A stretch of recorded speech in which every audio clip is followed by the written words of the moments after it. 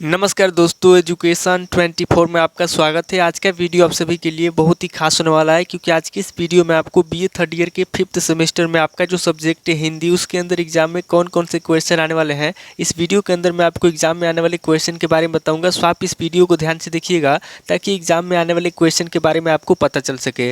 तो ये बिना किसी देरी के हम लोग शुरू करते हैं और बीए थर्ड ईयर के 5th सेमेस्टर में हिंदी के अंदर एग्जाम में जो भी क्वेश्चन आने वाले हैं उन आने वाले क्वेश्चन के बारे में जानते हैं। तो यहाँ पे सबसे पहले हम लोग अति लघु उत्तरीय प्रश्नों के बारे में जानेंगे। तो अति लघु उत्तरीय प्रश्नों में पहले प्रश्न की बात की जाए तो यहाँ पे आपका पहला प्रश्न दिया हुआ है, भामह का काव्य प्रयोजन बताइए। पहला प्रश्न कह रहा है जो भामह है, यहाँ पे आपको भामह का काव्य प्रयोजन बताना है। अब वाले क्वेश्चन की बात की जाए तो यहाँ पे आपका दूसरा क्वेश्चन दिया हुआ है, आचार्य मम्मट की काव्य परिभाषा बताइए। दूसरा क्वेश्चन कह रहा है जो आचार्य मम्मट है, यहाँ पे आपको आचार्य मम्मट की काव्य परिभाषा बताना है, यानी कि आचार्य मम्मट की जो भी काव्य है उसकी परिभाषा आपको लिखना है। अब वाली क्वेश्चन की बात की जाए तो यहाँ पे आपका तीसरा क्वेश्चन दिया हुआ है, काव्य मीमांसा किसकी कृति है। तीसरा क्वेश्चन कह रहा है जो काव्य मीमांसा है, यहाँ पे आपको बताना है कि काव्य मीमांसा किसकी कृति है। अब वाली क्वेश्चन की बात की जाए तो यहाँ पे आपका चौथा क्वेश्चन दिया हुआ है, रीति संप्रदाय का अर्थ बताइए। चौथा क्वेश्चन कह रहा है जो रीति संप्रदाय है, यहाँ पे आपको रीति संप्रदाय का अर्थ बताना है। अब वाली क्वेश्चन की बात की जाए तो यहाँ पे आपका पांचवा क्वेश्चन दिया हुआ है, रस कितने होते हैं। पांचवा क्वेश्चन कह रहा है जो रस है, रस कितने होते हैं, यहाँ पे आपको रस के बारे में बताना है। अब वाली क्वेश्चन की बात की जाए तो यहाँ पे आपका छठा क्वेश्चन दिया हुआ है, ध्वनि शब्द का अर्थ एवं परिभाषा बताइए। छठा क्वेश्चन कह रहा है जो ध्वनि शब्द है, यहाँ पे आपको ध्वनि शब्द का अर्थ बताना है और उसकी परिभाषा बताना है। अब वाली क्वेश्चन की बात की जाए तो यहाँ पे आपका सातवां क्वेश्चन दिया हुआ है, वक्रोक्ति और ध्वनि में क्या संबंध है। सातवां क्वेश्चन कह रहा है जो वक्रोक्ति है और जो ध्वनि है इन दोनों में क्या संबंध है, यहाँ पे आपको दोनों में संबंध बताना है। अब वाली क्वेश्चन की बात की जाए तो यहाँ पे आपका आठवां क्वेश्चन दिया हुआ है, काव्य गुण से क्या आशय है। आठवां क्वेश्चन कह रहा है जो काव्य गुण है, यहाँ पे आपको बताना है कि काव्य गुण से क्या आशय है। अब वाली क्वेश्चन की बात की जाए तो यहाँ पे आपका नवा क्वेश्चन दिया हुआ है, लक्षणा शब्द शक्ति किसे कहते हैं। नवा क्वेश्चन कह रहा है जो लक्षणा शब्द शक्ति है, यहाँ पे आपको बताना है कि लक्षणा शब्द शक्ति किसे कहते हैं। अब वाली क्वेश्चन की बात की जाए तो यहाँ पे आपका 10वां क्वेश्चन दिया हुआ है, अभिधा शब्द शक्ति क्या है। 10वां क्वेश्चन कह रहा है जो अभिधा है, यहाँ पे आपको बताना है कि अभिधा शब्द शक्ति क्या है। अब वाली क्वेश्चन की बात की जाए तो यहाँ पे आपका 11वां क्वेश्चन दिया हुआ है, प्रकरण क्या है। 11वां क्वेश्चन कह रहा है कि प्रकरण क्या है, यहाँ पे आपको प्रकरण के बारे में बताना है। अब वाली क्वेश्चन की बात की जाए तो यहाँ पे आपका 12वां क्वेश्चन दिया हुआ है, अरस्तु का विरेचन सिद्धांत बताइए। 12वां क्वेश्चन कह रहा है जो अरस्तु है, यहाँ पे आपको अरस्तु का विरेचन सिद्धांत बताना है। अब वाली क्वेश्चन की बात की जाए तो यहाँ पे आपका 13वां क्वेश्चन दिया हुआ है, कल्पना के प्रकार बताइए। 13वां क्वेश्चन कह रहा है जो कल्पना है, यहाँ पे आपको कल्पना के प्रकार बताना है। अब वाली क्वेश्चन की बात की जाए तो यहाँ पे आपका 14वां क्वेश्चन दिया हुआ है, संवेगों के संतुलन से क्या आशय है। 14वां क्वेश्चन कह रहा है जो संवेग है उसके संतुलन से क्या आशय है, यहाँ पे आपको संवेगों के संतुलन से आशय बताना है। अब वाली क्वेश्चन की बात की जाए तो यहाँ पे आपका 15वां क्वेश्चन दिया हुआ है, इलियट के अनुसार समीक्षा के गुण बताइए। 15वां क्वेश्चन कह रहा है जो इलियट है, यहाँ पे आपको इलियट के अनुसार समीक्षा के गुण बताना है। अब वाली क्वेश्चन की बात की जाए तो यहाँ पे आपका 16वां क्वेश्चन दिया हुआ है, स्वच्छंदतावाद की परिभाषा दीजिए। 16वां क्वेश्चन कह रहा है जो स्वच्छंदतावाद है, यहाँ पे आपको स्वच्छंदतावाद की परिभाषा देना है। अब वाली क्वेश्चन की बात की जाए तो यहाँ पे आपका 17वां क्वेश्चन दिया हुआ है, कला के विभिन्न प्रयोजन क्या है। 17वां क्वेश्चन कह रहा है जो कला है उसके विभिन्न प्रयोजन क्या है, यहाँ पे आपको कला के विभिन्न प्रयोजन बताना है। अब वाली क्वेश्चन की बात की जाए तो यहाँ पे आपका 18वां क्वेश्चन दिया हुआ है, शुक्ल जी निबंध संग्रह का नाम बताइए। 18वां क्वेश्चन कह रहा है जो शुक्ल जी निबंध संग्रह है, यहाँ पे आपको शुक्ल जी निबंध संग्रह का नाम बताना है। तो टोटल आपके 18 क्वेश्चन हो गए जो आपसे अति लघु उत्तरीय प्रश्न के अंदर पूछे जाएंगे। अब आगे हम लोग लघु उत्तरीय प्रश्नों के बारे में जानेंगे। तो यहाँ पे लघु उत्तरीय प्रश्नों में पहले प्रश्न की बात की जाए तो यहाँ पे आपका पहला प्रश्न दिया हुआ है, काव्य प्रयोजन का उल्लेख कीजिए। पहला प्रश्न कह रहा है जो काव्य प्रयोजन है, यहाँ पे आपको काव्य प्रयोजन का उल्लेख करना है। अब वाली क्वेश्चन की बात की जाए तो यहाँ पे आपका दूसरा क्वेश्चन दिया हुआ है, श्लेष अलंकार की परिभाषा उदाहरण सहित लिखिए। दूसरा क्वेश्चन कह रहा है जो श्लेष अलंकार है, यहाँ पे आपको श्लेष अलंकार की परिभाषा उदाहरण सहित लिखना है। अब वाली क्वेश्चन की बात की जाए तो यहाँ पे आपका तीसरा क्वेश्चन दिया हुआ है, उपमा अलंकार किसे कहते हैं, कोई एक उदाहरण दीजिए। तीसरा क्वेश्चन कह रहा है कि उपमा अलंकार किसे कहते हैं, यहाँ पे आपको सबसे पहले उपमा अलंकार के बारे में बताना है, उसके बाद आगे आपको कोई एक उदाहरण देना है। अब अगले क्वेश्चन की बात की जाए तो यहाँ पे आपका चौथा क्वेश्चन दिया हुआ है, विभाव को स्पष्ट कीजिए। चौथा क्वेश्चन कह रहा है जो विभाव है, यहाँ पे आपको विभाव को स्पष्ट करना है। अब अगले क्वेश्चन की बात की जाए तो यहाँ पे आपका पांचवा क्वेश्चन दिया हुआ है, करुण रस की परिभाषा दीजिए तथा एक उदाहरण भी दीजिए। पांचवा क्वेश्चन कह रहा है जो करुण रस है, यहाँ पे आपको करुण रस की परिभाषा देना है और एक उदाहरण भी देना है।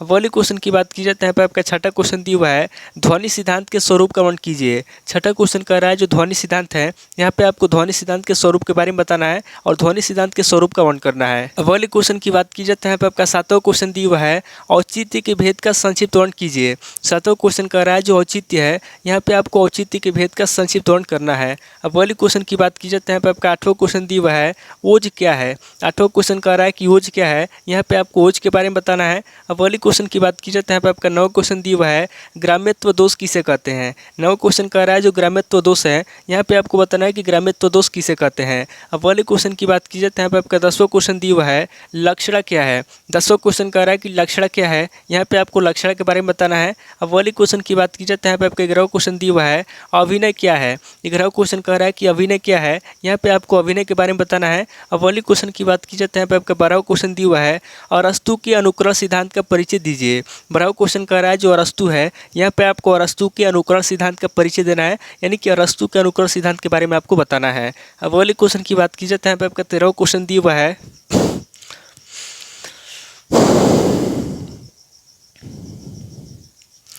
कविता की भाषा पर वर्ड्सवर्थ के विचार बताइए। 13वां क्वेश्चन कह रहा है जो कविता है, यहाँ पे आपको कविता की भाषा पर वर्ड्सवर्थ के विचार बताना है। अब वाले क्वेश्चन की बात की जाए तो यहाँ पे आपका 14वां क्वेश्चन दिया हुआ है, टी.एस. इलियट के निर्वैयक्तिकतावाद को समझाइए। 14वां क्वेश्चन कह रहा है जो टी.एस. इलियट है, यहाँ पे आपको टी.एस. इलियट के निर्वैयक्तिकतावाद को समझाना है। अब वाले क्वेश्चन की बात की जाए तो यहाँ पे आपका 15वां क्वेश्चन दिया हुआ है, सैद्धांतिक आलोचना किसे कहते हैं। 15वां क्वेश्चन कह रहा है जो सैद्धांतिक आलोचना है, यहाँ पे आपको बताना है कि सैद्धांतिक आलोचना किसे कहते हैं। अब वाले क्वेश्चन की बात की जाए तो यहाँ पे आपका 16वां क्वेश्चन दिया हुआ है, बिंब का अर्थ स्पष्ट कीजिए। 16वां क्वेश्चन कह रहा है जो बिंब है उसका क्या अर्थ है, यहाँ पे आपको बिंब का अर्थ स्पष्ट करना है। अब वाले क्वेश्चन की बात की जाए तो यहाँ पे आपका 17वां क्वेश्चन दिया हुआ है, डॉक्टर नगेंद्र की समीक्षा संबंधी मान्यताओं को स्पष्ट कीजिए। 17वां क्वेश्चन कह रहा है जो डॉक्टर नगेंद्र हैं, यहाँ पे आपको डॉक्टर नगेंद्र की समीक्षा संबंधी मान्यताओं के बारे में बताना है और इसको स्पष्ट करना है। अब वाले क्वेश्चन की बात की जाए तो यहाँ पे आपका 18वां क्वेश्चन दिया हुआ है, रामचंद्र शुक्ल की समीक्षा पद्धति पे प्रकाश डालिए। 18वां क्वेश्चन कह रहा है जो रामचंद्र शुक्ल की समीक्षा पद्धति है, यहाँ पे आपको रामचंद्र शुक्ल की समीक्षा पद्धति पे प्रकाश डालना है।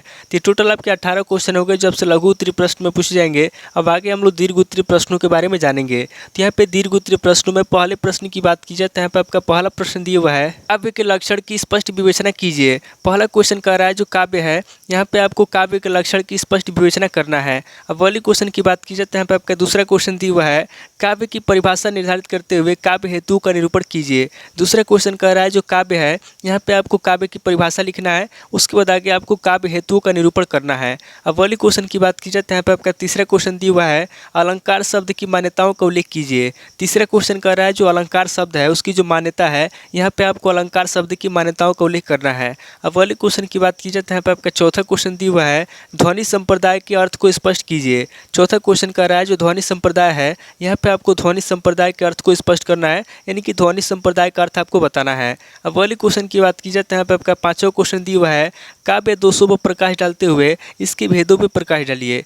पांचवा क्वेश्चन कह रहा है जो काव्य दोष है, यहाँ पे आपको सबसे पहले काव्य दोषों के बारे में बताना है, उसके बाद आगे आपको काव्य दोषों पर प्रकाश डालते हुए इसके भेदों पर प्रकाश डालना है। अब वाली क्वेश्चन की बात की जाए तो आपका छठा क्वेश्चन दिया हुआ है, नायक से आप क्या समझते हैं। छठा क्वेश्चन कह रहा है जो नायक है उससे आप क्या समझते हैं, यहाँ पे आपको नायक के बारे में बताना है। अब वाली क्वेश्चन की बात की जाए तो यहाँ पे आपका सातवां क्वेश्चन दिया हुआ है, कालरीज के कल्पना और फैंटेसी संबंधी विचारों का विवेचन कीजिए। सातवां क्वेश्चन कह रहा है जो कालरीज है, यहाँ पे आपको कालरीज के कल्पना और फैंटेसी संबंधी विचारों का विवेचन करना है। अब वाली क्वेश्चन की बात की जाए तो यहाँ पे आपका आठवां क्वेश्चन दिया हुआ है, आई.ए. रिचर्ड्स के संप्रेषणीयता के सिद्धांत का परिचय दीजिए।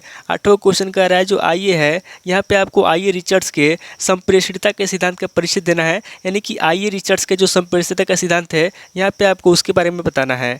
अब वाली क्वेश्चन की बात की जाए तो यहाँ पे आपका नौवां क्वेश्चन दिया हुआ है, टी.एस. इलियट के काव्य सिद्धांतों का सम्यक निरूपण कीजिए। नवा क्वेश्चन कह रहा है जो टी.एस. इलियट है, यहाँ पे आपको टी.एस. इलियट के काव्य सिद्धांतों के बारे में बताना है और उसका सम्यक निरूपण करना है। अब वाली क्वेश्चन की बात की जाए तो यहाँ पे आपका 10वां क्वेश्चन दिया हुआ है, हिंदी आलोचना के विकास का संक्षेप में परिचय दीजिए।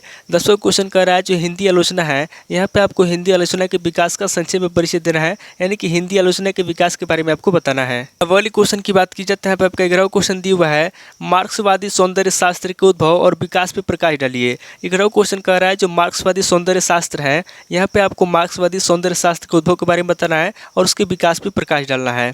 अब अगले क्वेश्चन की बात की जाती है, यहाँ पे आपका 12वां क्वेश्चन दिया हुआ है नई समीक्षा का परिचय दीजिए। 12वां क्वेश्चन कह रहा है जो नई समीक्षा है, यहाँ पे आपको नई समीक्षा का परिचय देना है। अब अगले क्वेश्चन की बात की जाती है, यहाँ पे आपका 13वां क्वेश्चन दिया हुआ है साहित्य के उद्देश्य पर प्रेमचंद की आलोचनात्मक दृष्टि का वर्णन कीजिए। 13वां क्वेश्चन कह रहा है जो साहित्य है, यहाँ पे आपको साहित्य के उद्देश्य पे प्रेमचंद की आलोचना करना है, यानी कि प्रेमचंद की जो आलोचनात्मक दृष्टि है उसके बारे में आपको बताना है। अब वाले क्वेश्चन की बात की जाती है, यहाँ पे आपका 14वां क्वेश्चन दिया हुआ है और दीर्घ उत्तरीय प्रश्न का लास्ट क्वेश्चन दिया हुआ है आचार्य हजारी प्रसाद द्विवेदी के समीक्षा सिद्धांतों का वर्णन कीजिए। 14वां क्वेश्चन कह रहा है जो आचार्य हजारी प्रसाद द्विवेदी है, यहाँ पे आपको आचार्य हजारी प्रसाद द्विवेदी के समीक्षा सिद्धांतों के बारे में बताना है और उसका वर्णन करना है।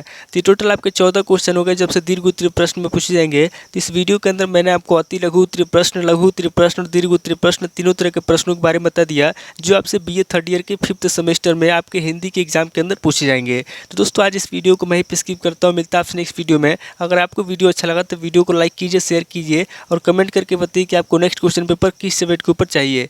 थैंक यू दोस्तों।